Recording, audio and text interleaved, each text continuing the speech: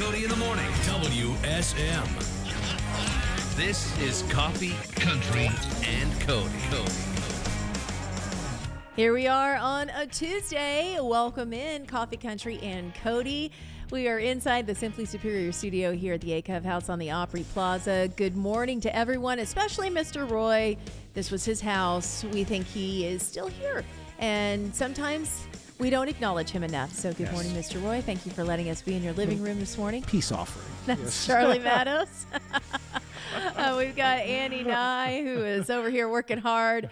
Jeff Roberts is upstairs pushing all the buttons. I'm Kelly Sutton, and Bill has the day off. We got lots to talk about today. Entertainment headlines coming up. Ashley McBride doing a residency now at Chiefs, which is very exciting.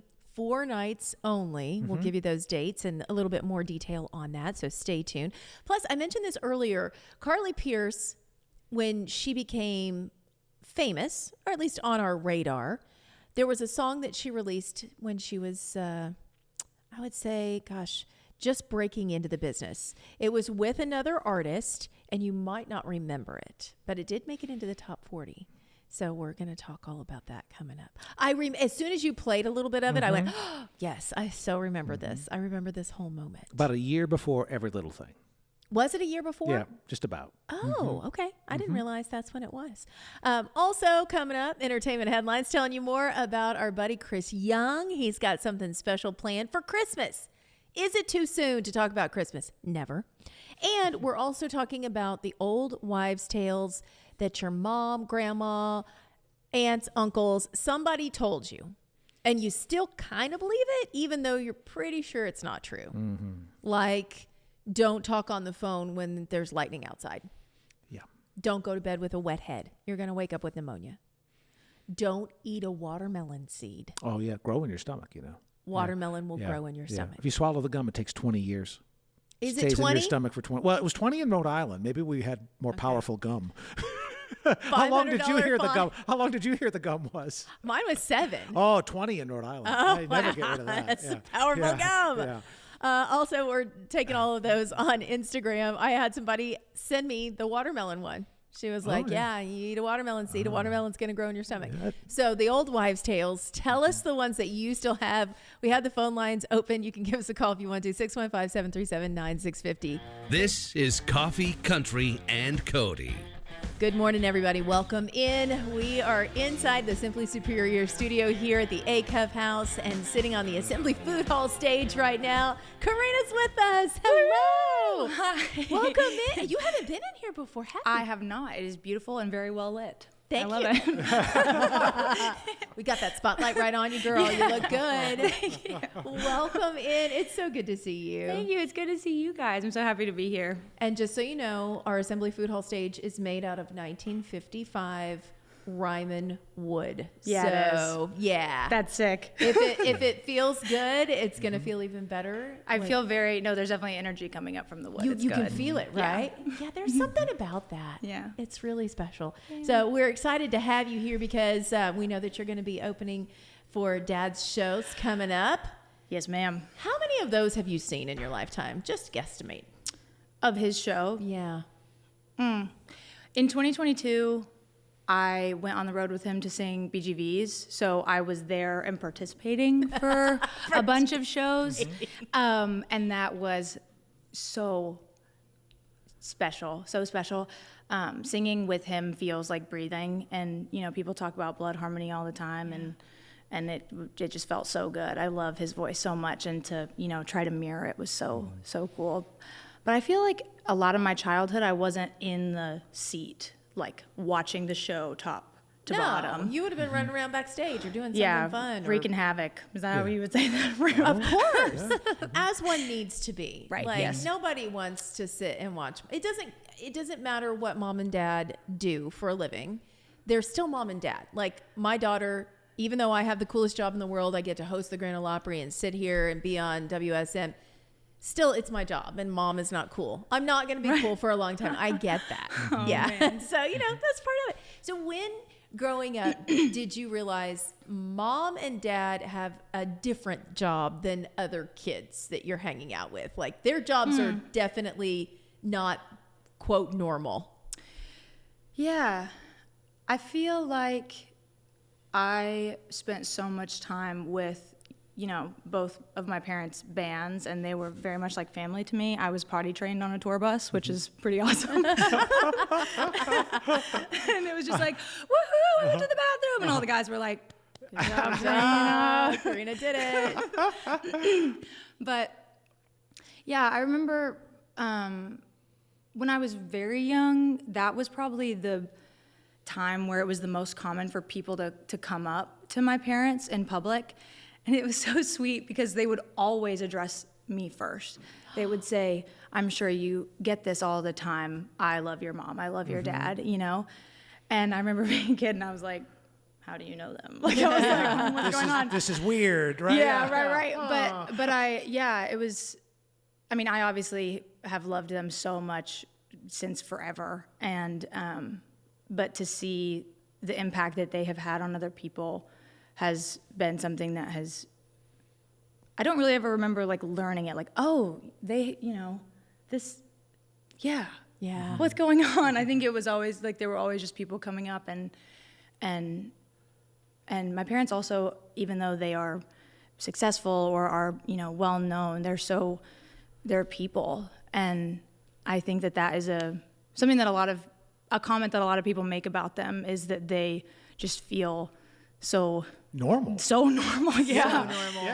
And so, it's always just been like they are musical and inspiring in that way. And I've always loved music, and they took me to concerts ever since I was little and said that I would just wiggle in my seat and that I would pay attention and not cry. That's the best. That's the thing, man. Yeah. Yeah. Just built-in babysitter. Oh, yeah. Yeah. Play some music. My buddy Don Schlitz has the best line about eating breakfast with your dad at Nashville. He goes, well, I eat breakfast, and Vince talks to people while his breakfast gets cold. Because everyone will just come up to him. So, oh, my gosh. So you've sung, you've done a tour and did the background vocals. You've had spotlight segments on the Christmas show, right? But this is like the first time, like a full opening set at the Mother Church, 5 nights. It's pretty cool. No, I can't even talk about, like, I can't even like speak without stuttering and laughing and crying and like freaking out, because I am so excited. And I had just finished my journal, and I was kind of like flipping back through it, being like, oh, what was the first song that I put in here? And I started it in like late 2021, and there was a page, it was like 2022 goals, like with all these stars on it. And it was like, give Brandy Carlisle a hug. And something like, sing my own words at the Ryman. And it is so like unexplainable to sing in that place. It feels so big, so much bigger than me, and to get to be a part of music in that space is so special. And I don't think I've ever spoken while I've stood up there. I just come out and then I'm like, la la la, and then I walk back home because I'm like, I don't want to say anything. I'm just like, it's just so special and like just such an honor to be up there. But yeah, to sing words that I found up there, that I wrote up there, and is just so, like, I keep saying special, like that will probably be the word of this morning, but so special. And I'm so proud of myself also, because I know that my dad and my mom would both support me no matter what if I, couldn't hold a tune, but my dad loves music and really cares about music, and the fact that he believes in me enough to support him is so meaningful to me, because I just think that he is one of the most prolific guitar players, songwriters, artists, and not because I'm biased, because he's my dad. And I said to him, I was like, well, actually, I don't know if I said this to him, but I've said it about him, that if it was the same situation but a different venue, and he had never had a #1 song, or he had never been famous, and he still played the same amount of shows but kept playing, clubs and bars and all of that, and he would still he would be the exact same person. I have no doubt. And I would have wept over my chocolate chip pancakes the way that I did when he asked me to the Ryman, just because to, share in musical space with someone that I admire so much and that I love so much, obviously, because he's my dad and my best friend. Like, it's really special, and I'm really, really excited. We're excited for you. We're going to tell everybody more about that coming up, but right now we want to play Little Painter. Woo-hoo! So tell me about the song. This song is very whimsical. It's the first song on the record, and so I guess it's like, oh, do you like yes or no? And then you can listen to the rest of the record if you want.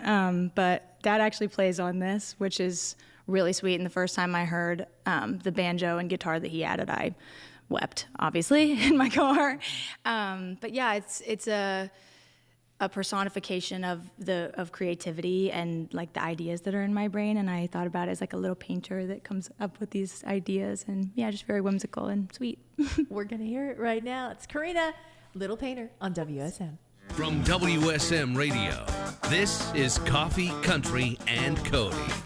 We're so excited to have Corrina in the studio with us. She's sitting on our Assembly Food Hall stage this morning before we start the residency at the Ryman. So if y'all didn't know, Vince Gill going to be at the Ryman residency. It starts this Thursday night. Tickets are available at Ryman.com. I think only a few of those tickets are left. A lot of the shows are already sold out. Correct. And we have the opening act with us here today.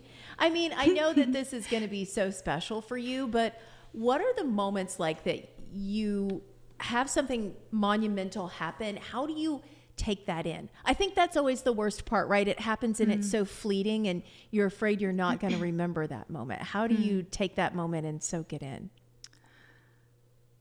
I feel like if I practice enough before and I'm comfortable, then I can be fully present in that moment rather than not being as prepared and then focusing on the guitar part or how in tune I'm singing, and I can just, connect with the people that are there. And that's always been my favorite part of performing and singing, is to connect with people around me. Having heard you sing, I don't think you need to worry a whole lot about that second part. Right. Beautiful, beautiful tone. So pretty.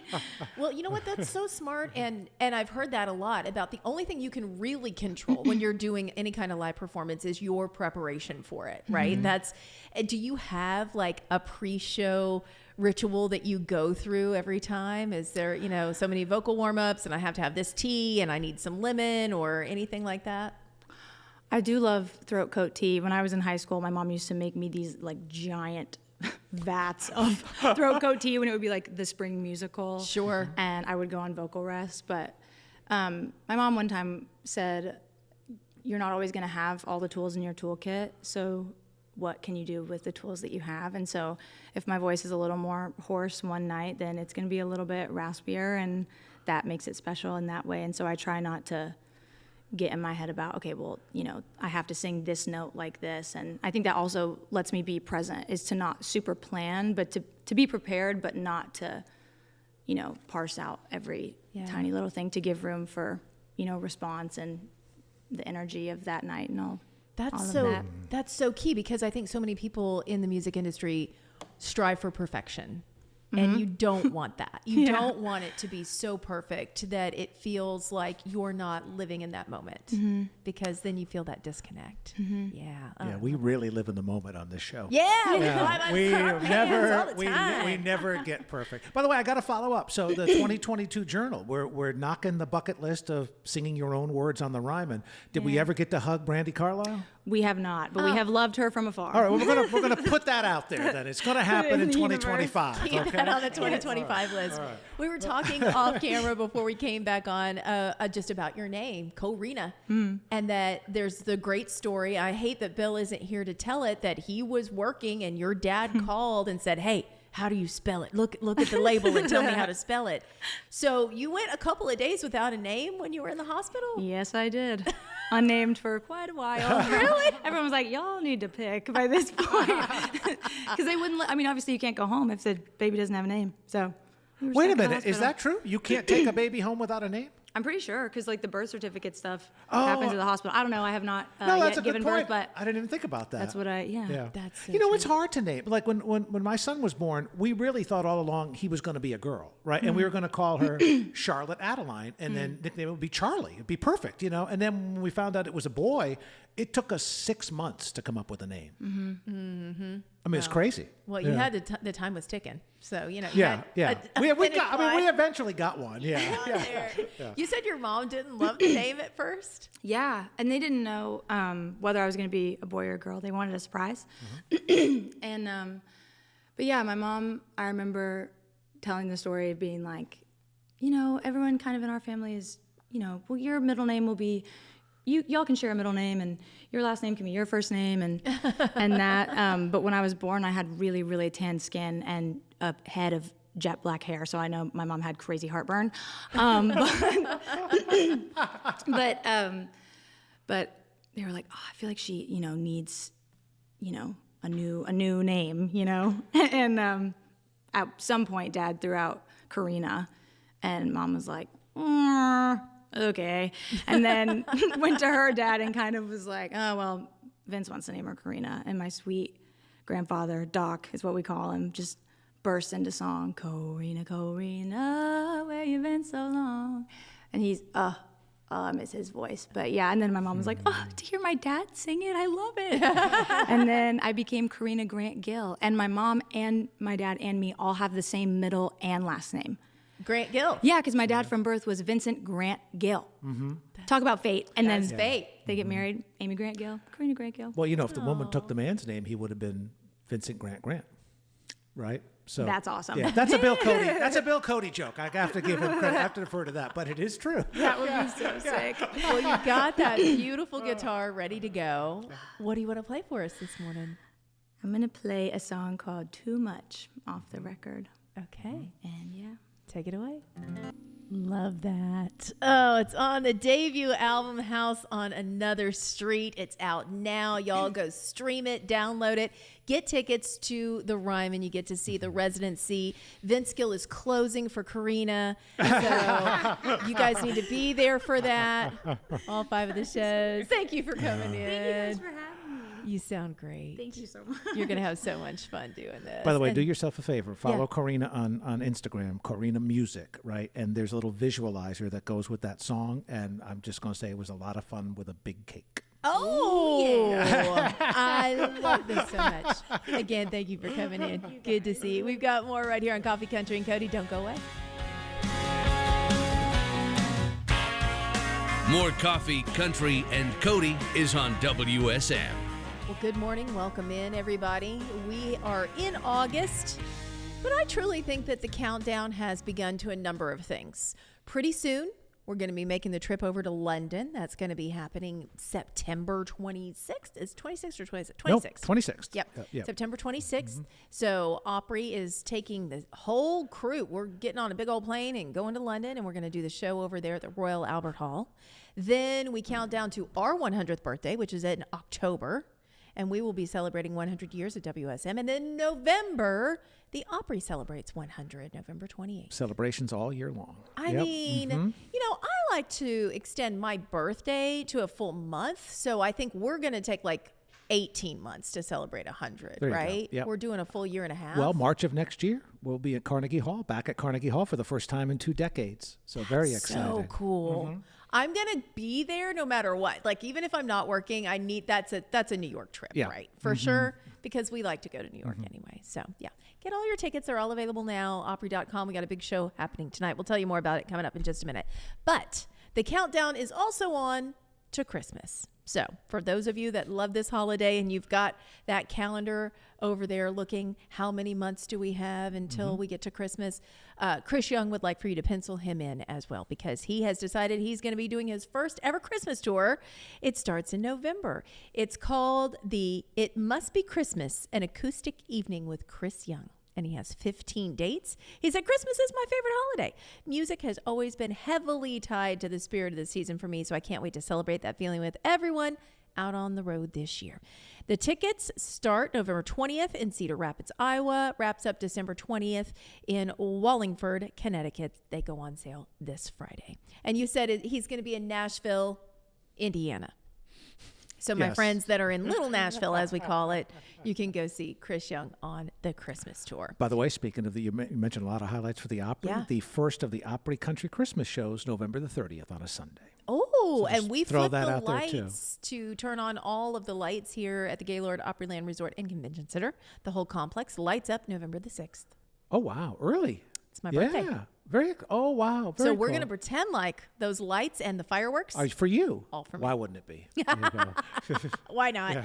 Okay, so we were discussing this earlier. The wives' tales that your mama told you that probably aren't true, but you still kind of believe them. And it's been really fun, some of the responses that we've gotten. So the one that always stuck with me is you can't go to bed with a wet head. Right. You'll wake up with a cold. Yep. Not true. No, not true. Anything with lightning. You can't be in the shower. You can't be in the bathtub. You can't be on the phone. My mom used to also unplug every appliance you could unplug.